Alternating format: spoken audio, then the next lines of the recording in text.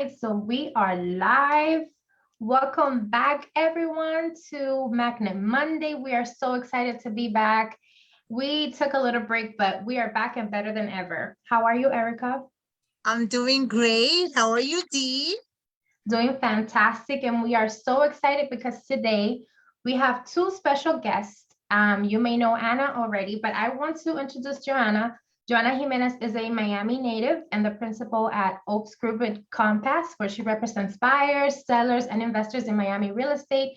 And she alone leads a team of 30. And Joanna, thank you so much for joining us. Anna, you as well, you've been here before. So we want to basically start up by Joanna asking you to introduce yourself. We know that you do a lot for the industry and you have a lot of projects going on. So please tell us a little bit about yourself. Sure. So as you mentioned, I'm a Miami native. I've been practicing real estate since for over 10 years already, and slowly built a team organically. And we have now 20 realtors that are covering Miami-Dade and Broward County. And we have an executive team that helps support us, helps create leads, helps us with our marketing. So think of our entire support structure for our entire team. So we're very in the ground. Everyone's full time. We do have accountability calls. So we're, talking every single day on what's going on. Also, different, obstacles or different things we learn. So, it's a very, what I would say, we're constantly learning from each other. That's fantastic. And Anna, we know that you've been here with us for, a couple of interviews, but we want you to also introduce yourself because, we may have people in the audience that don't know about you. Sure, thank you, and great to be back. Hi, everyone. It's always great to be here. Thank you so much for having me. So my name is Anna. I'm the founder of Analytics Miami. That's a sort of platform where I publish a long-term trend analysis on the South Florida real estate markets. I'm also part of a London-based think tank where I speak in macroeconomics and geopolitics, and I'm a governor of the Association of Realtors, Miami Realtors. Awesome. Fantastic. All right, so guys, we wanted to put this together because we know that there's a question in everyone's mind right now, and it is, how is the market shifting? And we think that you two are two powerful women that know what's going on in the industry. Anna works a lot with analytics and all of that, and she can predict basically what's going to happen. But that is the question in everyone's mind. Like, what's going on with the market? What's the market? How is the market shifting now? And I'll let you go first. Sure. So the second quarter closed out recently, and actually I've been formatting all that raw data. It's almost done, so it'll be available this week on my website, analytics.miami, and also Instagram. It's _analytics. But basically, what we've seen happen up until now is this tremendous surge of money and buying activity coming into South Florida. The same patterns are holding on a tri-county basis. Wherever you dig in, the patterns hold to varying degrees. So as this influx of money has been coming in, and now people are of late wondering what's happening with changes in interest rates, with corrections in risk assets, all those things. And then what we're seeing with the second quarter, it's pretty much a continuation of the same. There is a slight abatement to the rise, meaning nothing can go up like this forever. So we are approaching a plateau in terms of perhaps in terms of the flow of money. But it's still inched higher in terms of just money spent in South Florida the first half, each one this year in the second quarter. What's happening, the main things that I look at in this is that there's been what I call a decimation of sub-$1 million inventory, tri-county in South Florida. It's down tremendously. It's down over 60% versus pre-COVID. And that's going to be affecting transaction volume also because inventory is so scarce. Also, what's been happening is that the biggest increases in buying activity have been at the past $1 million range. That's the buyer that we're attracting. And there was recently an IRS report that came out that the state of Florida gained was a $23.9 billion to its tax base. We were the largest gainers in wealth coming into our state, and then New York and California were the biggest losers. So we're getting people with money coming in. We're seeing that reflected in the reality that our $1 million+ has been booming. So we've had all these changes happen, interest rates, markets, whatever. June, here's what's interesting. In the city of Miami in June, the number of transactions below $1 million are actually at pre-COVID levels. Meanwhile, though, inventory is low. So inventory is very, very low. We have high cash percentages, but transaction volume is at pre-COVID levels. Transaction volume for million plus is still multiples of pre-COVID levels, and June was a record month. Okay.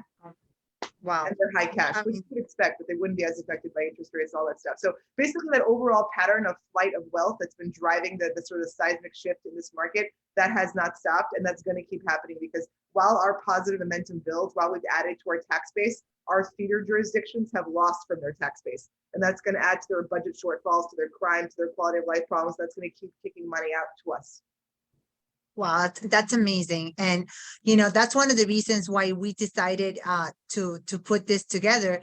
And pretty much is we want to know, and this is everybody that's listening to us, we want to know exactly what pretty much we're expecting to happen in Florida, especially. So if both of you can give us an insight of what you foresee happening in South Florida, because a lot of people are already getting scared. Oh my God, market is going to crash, it's going to crash. I know that for a fact it's not, because of the amount of wealth we're having, but you guys are the expert in the industry who are out there writing and doing this.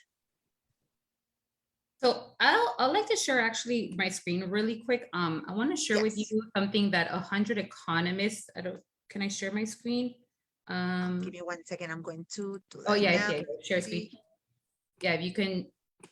Okay, yeah. Let me share with you something really quick. I thought this graph came out last week. Do you guys see it? Yes. Okay, so right there, if you see that right there, that is like estimated home prices. This is 100 economists. This is nationwide. They're predicting prices to go up 9.3% this year, 4% next year, 3%, 3%. If you look at these numbers, this is nationwide. This is not South Florida, where we have a larger migration than other states and other cities. So I do think South Florida in a whole will probably have higher numbers than the nationwide average. And when you look at these price appreciations, this is still a lot larger than what it was pre-COVID. So here it kind of gives you, obviously the last 2 years have been, I think, abnormalities that we're not going to see. Like Anna said, they're not sustainable. But look at this pre-COVID. The prices were still going up in the 4% or the 6% or the 8%. So what we're expecting is just lower than normal. So I do think we're going to see something a little bit more in South Florida in general, a little bit more, higher than these numbers that are projected for nationwide. I don't know if Anna, if you kind of agree with what these economists are predicting. Okay, to be honest, I almost I discount what groups of economists say, because usually they're wrong, or it becomes like some type of, not wrong, but it becomes like the mainstream. Listen, like there are all these things, like people use the headlines, like the cover of the Economist magazine and Barron's, as contrary indicators to the market, because also it becomes like pop culture. Also, when you average out nationwide national data, you sort of lose the flavor of what's happening, because what we're seeing in this country is extreme polarization. So when you have extreme polarization going on and you look at national averages, it renders it almost meaningless, because we have 3 trends that are going on in this country that have been accelerated by COVID. One is this out of control monetary and fiscal policy, wealth divides, which go along with that, and incompatible belief systems, which we're seeing. So 13 of the 14 states that lost population in this last, year or two measurable period, were all blue states with heavy lockdowns.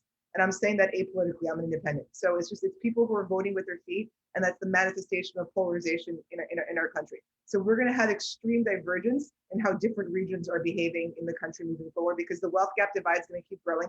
And that's really important to recognize, because we're seeing that in our numbers here. This is why million plus is many multiples ahead of pre-COVID transaction volume wise. I mean, we've created whole product classes, like Pompano Beach is getting luxury. It never had it before. I spoke there with the CEO of Fortune like a month ago, and there's crazy demand, and they're selling out their bigger units first. That used to be the reverse, because people with money are moving their families down here. So we're going to, as a region, keep benefiting from the growing wealth divide and the polarization of belief systems. People with money who can live a more mobile life, who can adapt their life around the internet, are going to keep moving here. So what I think is going to happen is that performance divergence between million plus and sub-million is going to keep playing out here. So what's going to save the sub-$1 million market, despite the increases in interest rates and all of that, is the fact that we have no inventory. That's what is saving it right now. I mean, there are areas. I did a search for a friend, was it 2 weeks ago? I think it was that Coconut Grove quite literally had 0 listings of any type below $1 million, and Coral Gables had 5. And one was a trailer that was there by accident. there's nothing. So that's what's going to save that market. The over $1 million market we're seeing has just created a new reality here. With we have massive hedge funds moving here, businesses moving here. Even LLC filings have skyrocketed. Just the flow of innovation per region has just begun. So we're going to see that the continuation of performance of million plus sub-million. Look, I think that the country is going to, polarization and the increase in the wealth gap are going to be the reality of our lifetimes, as are increasing interest rates. Yeah, look, I agree 100%. I think the wealth that we're seeing coming into the city has never seen. Obviously, I could tell you I worked in private wealth management. That was my first exposure to the amount of wealth that's already out there. And now being in real estate the last few years, then you start seeing the amount of wealth out there. But if you're, working in another industry where you're not seeing how much money people have, it is mind-blowing and awakening to be people spend $30,000 to rent a condo. Yes, that is what many, and I say some, but it's a lot more than some, it's a good amount. So I do think I agree 100%. I will tell you, I do think we're living a new reality. There's a school coming up soon. They're going to allow their kids to be in New York or in Miami. So depending on where they're at, they can go to school in either one. It doesn't matter. They're like, oh, today you're in New York, next week they're in Miami. They're on the same exact school, the exact same teachings. So it just to give you like what's coming and the new reality, right? So I do think we're going to see more of that, maybe with California or Chicago, or that same school open another branch and give people more of that flexibility, or other schools participate with partner schools. So I could see other private schools participating with another partner school. That way they give people flexibility to be here, October and November, and then December and January in another city. Wow, that's amazing. And I mean, I've been in the industry for 20 years, and I've always seen that every year it goes up about 5%, 4 or 5%. So I would say we're going back to more or less the norm, which is the increase is going to be the norm, not the outrageous craziness that we've seen. So, that's amazing. Yeah, and talking about, like all of that wealth and knowing that there is like people out there, like you said, that have amazing wealth that are coming in and all of that. Where are these buyers coming from? Because a lot of people really don't know like what's happening, with Florida, like where are these buyers coming from? Sure. So majority is New York and California, but we are also seeing, like Chicago, for example, but majority of the wealth is coming from New York and California. I will tell you, I am starting to see a little bit more foreigners. I have a $10 million listing. We saw Turkey, Chile. So I'm already seeing the foreign nationals come in. Miami has primarily been a foreign national, hub. And for the last 2 years, we haven't seen too much money of foreigners. And I do think we're going to start seeing it, especially from certain countries that are going through political issues, which has always been the case, right? A foreign country has political issues, the money usually comes out and is here. What I was told in New York that their competition is, because New York is, I would say, it was where the money was always there. What they're saying their competition is Europe. And I thought that was interesting. I don't know what your thoughts are on that, Anna, but they're saying Europe right now is the competition for New York, not Miami. I would have thought it would have been Miami. Wow, that's good to know. This is why we ask these questions, because, that's good to know. What do you think, Anna? About Europe? I have not heard that. Yeah. So, and I think it makes sense, because we have not been, you know what I mean? Like if you've always wanted to purchase something over there, your money now is buying the same thing versus before it was a lot less. Right. So that makes power sense. is a little harder than what it was a few years ago. I mean, the euro dropped below parity for the first time in like 20 years, but Europe has so many problems. I don't see that. Maybe people are buying like a vacation place, but I don't see people moving to live in Europe. They're going to be hurting so bad from what's happening with energy supplies and everything else. And ease of doing business in Europe is nothing like it is here. Just I don't see it. Maybe with the euro below parity, someone is going in there and buying like a place to have. But vacation home. But as they're probably buying vacation homes in Portugal, Spain, Greece, like these countries that have been that the prices probably have not appreciated anywhere compared to many parts of the US. No, that probably. Now that's a very different phenomena though than people relocating businesses and families, which is what we're seeing happen in South Florida.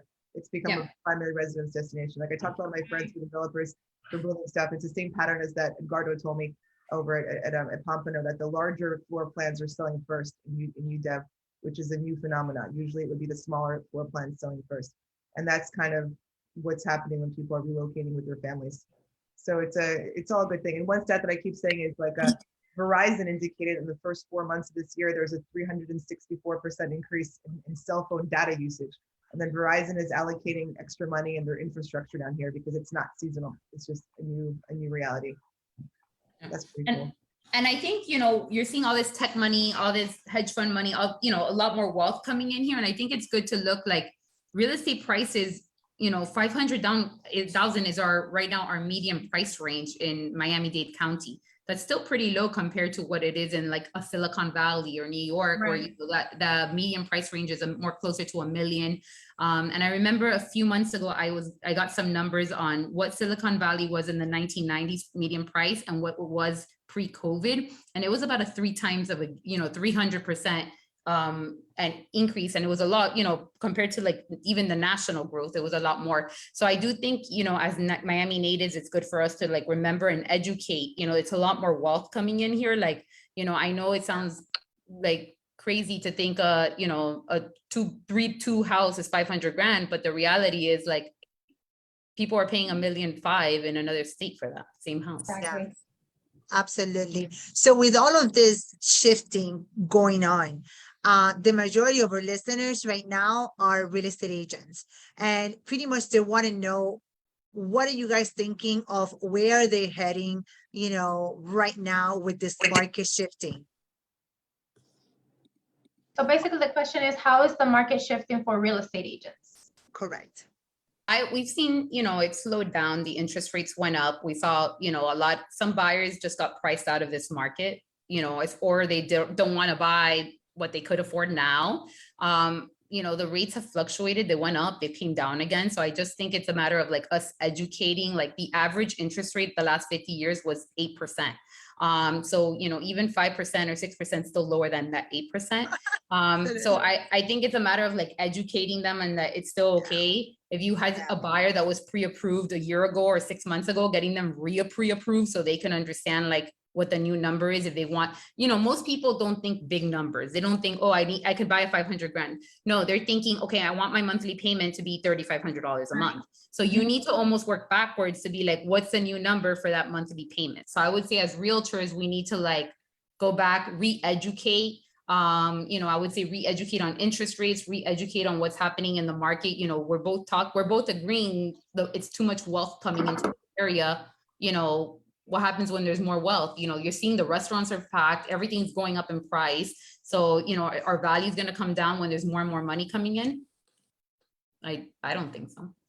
Okay, so that's good to know. Anna, we know that you have something to share with Can I us. do something in the files?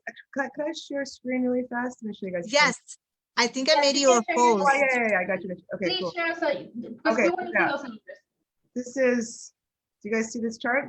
Yes. Yes. Okay, cool. So this is sort of highlights from what I think is sort of outlier conditions that are important to look at in South Florida for Q2. One is the bottom right is $7 million inventory is gone. It's basically gone. It's down 61% June of now versus June of 2019, which is pre-COVID. And then that's tri-county. Some regions it's down even more. Like Coral Gables is down 80%. Also important to look at is so that's one thing that I would come back to when buyers talk to you about something about interest rates, whatever it is. It's just that if you look back in this chart, inventory is quite literally at all-time lows while transaction volume is at highs. So that by itself is almost like a buffer against the negative impact of a rise in interest rate. The other thing that I would also look at is the all cash percentages, which are tremendous. So Tri-County million plus was 64% all cash. With only 5. Hi, how are you? Yeah, and then Good. Looking good. Thank you. Please Hold mute on a yourself. second. I'm going to mute her. I can mute. Oh, I think I muted her. okay, with only Okay, thank you. with only 2 months of inventory, and then just dollars spent has doubled, million plus has tripled, and that's tri-county. Again, different regions are going to be various degrees of this, some more than others. So it's just the flow of money is tremendous, and the drop in inventory is tremendous. So I would bring up those 3 things to any buyer: the influx of money, the decimation of $7 million inventory, and the high rate of all cash purchasing. Those are the 3 factors that I would bring up to buyers to indicate that this is not a bubble that's driven by debt. When markets have a precipitous crash, it's usually because the underlying assets can no longer service the debt. This is not what's going on here. We have a tremendous, and when there's a drop in demand, you have a drop in demand, and then the underlying asset you can no longer service the debt. We have an increase in demand and high cash usage and an influx of population that has money. So this is a very, it's actually a very unique reality that we have here for the next, I would say, 5 to 10 years. Wow. Yeah, we've been saying 1 out of every 2 condo sales is a cash buyer, 1 out of every 4 houses is a cash buyer. You know, I bring it down to like easy terms for these people to understand. Yep. Wow, And that's the crazy. higher up you go in price, the higher the percentage of all cash buying is. That's why I broke it up. And there really are 2 markets going on here: the sub $1 million and the higher than $1 million market. Because the people with money who are relocating and reforming their lives in South Florida from our feeder jurisdictions from New York, they're by and large not buying sub $1 million. So that's why over $1 million is kind of a separate market at this point. No, that's, I mean, I feel bad for a lot of, you know, other people that cannot afford, you know, higher price ranges, right? So what are your insights or recommendations for those agents or those buyers and sellers right now that want to buy and that they want to sell? What are your recommendations specifically for them at this moment? I mean, Buy I what you can. always tell people to align to recognize what's happening in the market and where the flow of money is going, and in some capacity to align yourself with it. This reality is not going to go away. The flow of money is going to keep coming here because, again, the negative realities are going to keep exacerbating in our feeder jurisdictions. So you want to align yourself with the flow of money. That's what I always tell people. First of all, if you're in South Florida, you're doing good because this is the place to be. We're emerging as the new capital of the 21st century. Post-COVID, post-internet world. So if you're here, you're already doing the right thing because you want to be where the shift in focus is headed. There's always a shift in focus. When people forget this, like in 1960, Detroit had the highest per capita income in the United States. And that reality changes. So now we're the, you know, the stands are shifting, new realities are emerging. So you're in the right place if you're here, point number 1. And then point number 2 is you want to, within that place, further align yourself with where the flow of money is. That's what I would say. It's going to keep coming. Yeah, my recommendation, especially right now for all the people like buying their first home or their second home, is this is not your dream home the same way your first car was not your dream car. You know, like I think you just need to get into wherever you can afford. And then in a 2 years, 3 years, however long, either you make this in a future investment property or you sell this, take the equity and then buy something else. But like, I do think right there, everybody's mindset needs to change from like my dream home. Like I'm on my 3rd, 4th property. It's not my dream home. It's okay. It's my home. I make it my house. You're going to live in it. You know what I mean? But like, I think that mindset needs to like change immediately, especially with all the people coming in. Like how many people can buy their first home at beat 600 grand? You know, you just got out of college or you're working your first job or you're working, you know, you have some money saved. Like very few people's first property can be 600,000, which is the median, you know, closer to the median price range. Like, so the reality is whatever the number is, like just buy the first one. In a few years, you make that an investment property or you sell that property and you buy something else with that equity. You know, and just based on a conservative 4% growth, you're sitting on a good amount, you know, year on year of equity. Wow. That's great. I know that that's a lot, you know, and like you said, we have to shift the way that we think. It's not so much the market, is basically our mindset. So with that being said, I want to ask you, what are tools and resources that your company is offering right now for people that want to buy or sell? So we're doing a lot right now, a lot of like first time buyers, like helping them with the Hometown Heroes program. Like I've never seen such an amazing program, up to $25,000 or up to 5%.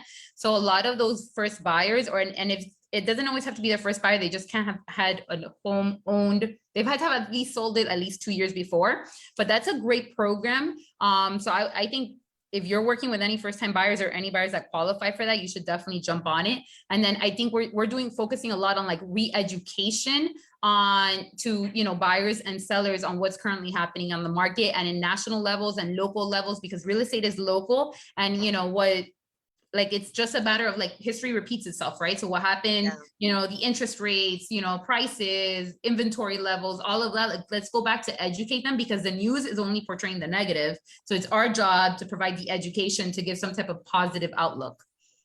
Yeah. All right, Anna, do you have something that you want to add? Just to agree 1,000% that point. The news inundates people with panic music and negativity. So I agree with that 1,000%. There's a great positive story here. And I think that's what is important to lead with, that we're in the early days of this region's ascension into its new status in the global marketplace. And I think that's super, super important to communicate. It's like buying in New York 100 years ago. And if you think about it, we had no skyline 20 years ago, nothing like it is now. And today we have, like, the Miami International Airport is far exceeding pre-COVID numbers. I think we have the most direct international flights of any airport in America. We have all the ingredients in place to be this new capital that's forming here. People understand that New York was the capital pre-internet. All that was established pre-internet. Work habits, life habits, all that stuff. COVID came, it broke habits for long enough to allow the formation of new ones.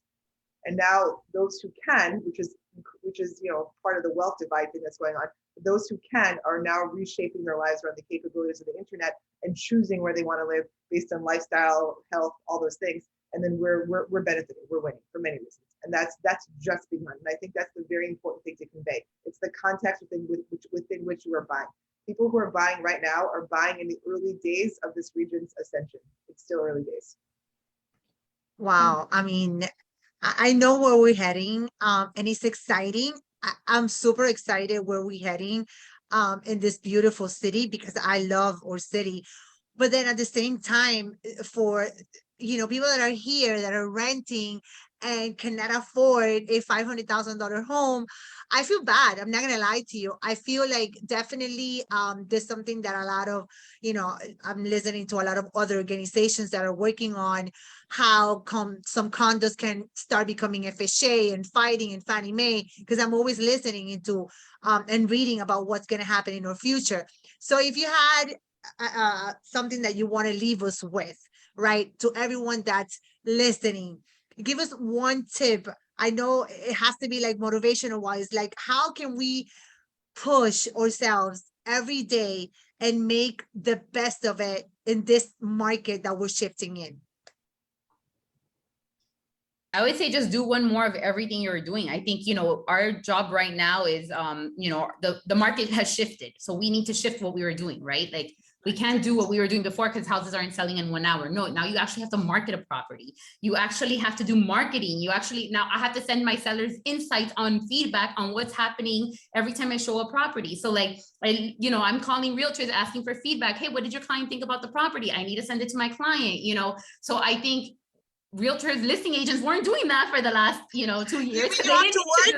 They were just presenting offers. So now you have to give feedback. You need to market the property. You need to strategize who else, how else can I get this property sold, or what is the problem with this property? And then working with buyers, the same thing. Like, now let's strategize. Okay, you want a certain price range, you want a certain area, like maybe we can try this building, or maybe we could try this type of property, and like getting creative. So I think, that's been always our bread and butter. Like, we've always had to do this. It's just like we forgot. It's been 2 years of some craziness that we've lived. So I think now let's go back and following up. Like, now you have to pick up the phone and call your clients. Like, I think that's the part that my team has struggled in the most. Yeah, you actually need to follow up with people that leads. Like, not every lead acts quickly. Like, it's a follow-up business. So I would say just do one more of everything. One more following up, one more call, one more showing, one more push-up, one more everything. That's amazing. I read that somewhere, like, just be better 1% every day. I was just going to say that be your vision of your best self every day. And also, I would say baseline, whatever we do in life, whether it's real estate, whatever it is that we're doing, I think that we have to put everything within the context of creating our own reality and not reacting to it. That's why the news is so negative. And if you watch negative things and you're reacting to it, you're allowing that to create your reality. That's living a reactionary life versus an intentional life. So you have to start each day by recognizing that you're the creator of your life, and that it is your job to create your own experience. Nothing else controls your reactions. And within that, you have to say that whatever you're in, okay, here we are in South Florida. Okay, great. So that's a positive to start with. Everything that's happening around you, you must define in real time as a good story. It is all positive, because it's all getting you into your now. And how you experience your now is how you pave the road to your future. So you have to define your now as positive. That's step number one. Anything that happens, make it a positive in real time, make it a good story. Do not look backwards. You can't drive a car looking backwards, you're gonna crash. The same thing with life. Look forwards. That's it. And then within that context, every day you say, how do I make myself a little bit better? And then how do I choose to spend my time?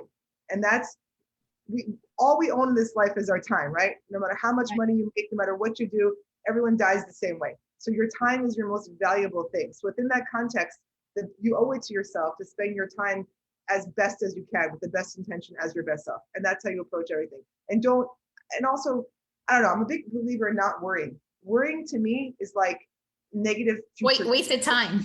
Negative future creation.